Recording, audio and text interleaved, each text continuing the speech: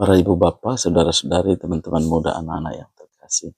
Selamat berjumpa kembali hari ini, 13 November. Kita mendengarkan sabda Tuhan dan merenungkan dari Injil Lukas, bab 17 ayat 11 sampai 19. Dalam bacaan yang kita dengarkan, ada 10 orang kusta menemui Yesus. Mereka berdiri agak jauh dan berteriak, "Yesus, Guru, kasihanilah kami." Yesus lalu memandang mereka dan berkata, "Pergilah, perlihatkanlah dirimu kepada imam." Dan sementara dalam perjalanan, mereka menjadi tahir. Nah, seseorang di antara mereka ketika melihat bahwa dirinya telah sembuh, kembali sambil memuliakan Allah dengan suara nyaring, lalu tersungkur di depan kaki Yesus dan mengucap syukur kepadanya. Orang itu seorang Samaria. Lalu Yesus berkata, "Bukankah ke-10 orang tadi semuanya telah menjadi tahir? Di manakah yang 9 orang tadi? Tidak adakah di antara mereka yang kembali untuk memuliakan Allah selain orang asing ini?" Lalu ia berkata kepada orang itu, "Berdirilah dan pergilah, imanmu telah menyelamatkan."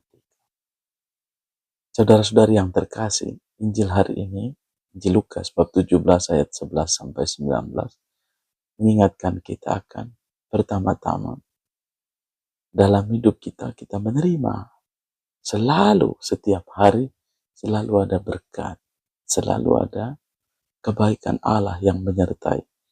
Tergantung kita, apakah kita masuk dalam golongan ini. Seperti yang ke-10 orang ini, yang satu, dia tahu bahwa dia sembuh, lalu dia bersyukur, dia mengungkapkan syukurnya. Atau kita seperti 9 yang lain. Setiap hari kita mendapatkan kekuatan, berkat dari Allah, tetapi apa yang kita lakukan?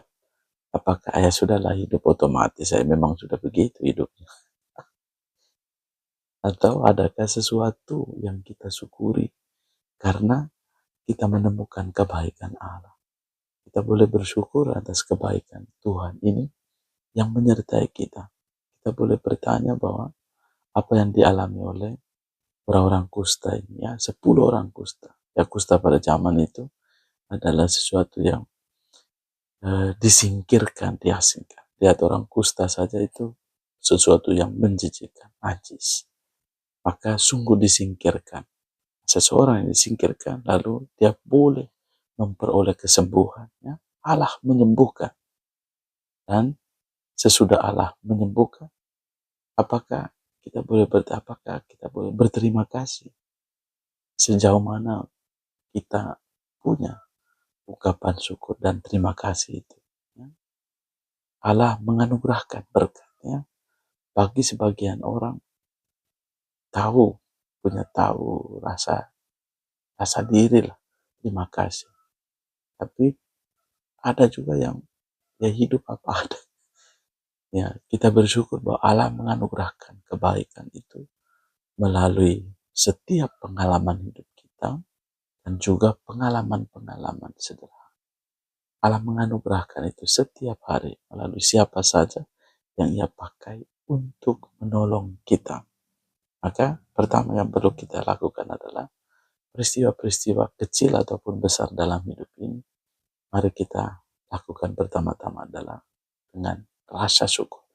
Datang ke hadapan Allah, menyerahkan, bersyukur, baik itu berupa doa, atau juga wujud iman kita. Rasa syukur itu bisa dilakukan dengan persembahan kasih, atau juga keterlibatan di dalam karya-karya baik, karya-karya pelayanan yang dilakukan, bahkan juga yang dipercayakan Allah kepada kita.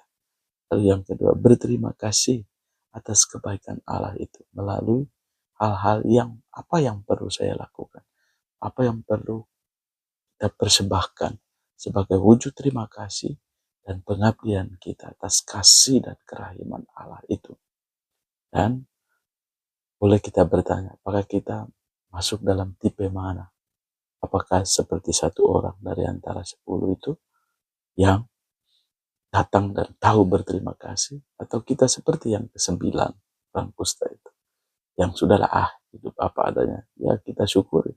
Tapi kita syukurinya kemana ya? Apakah kita persembahkan kepada Tuhan, atau hanya udahlah kaget, lalu sudah itu senang dan tidak melakukan yang namanya ungkapan syukur dan terima kasih. Semoga bacaan hari ini mengingatkan kita ya, bahwa Yesus memberikan yang terbaik ya, semua telah disembuhkan olehnya. Tapi hanya satu orang yang berterima kasih pada Yesus. Semoga kita pun boleh disadarkan. Setiap hari kita dianugerahi berkat, kita dianugerahi kehidupan, sukacita. Dan respon kita akan kasih Allah adalah tadi, syukuri dan juga menjadikan hidup kita bernilai dan berarti. Semoga Tuhan menganugerahkan berkat bagimu, keluarga, dan komunitas. Semua mereka yang merayakan hari ulang tahun kelahiran, hari ulang tahun perkawinan, dan juga hidup bakti. Juga seluruh pekerjaan dan pelayanan hari ini diberkati oleh Allah yang Maha Kuasa, Bapa dan Putra dan Roh Kudus. Amin. Tuhan Yesus berkati.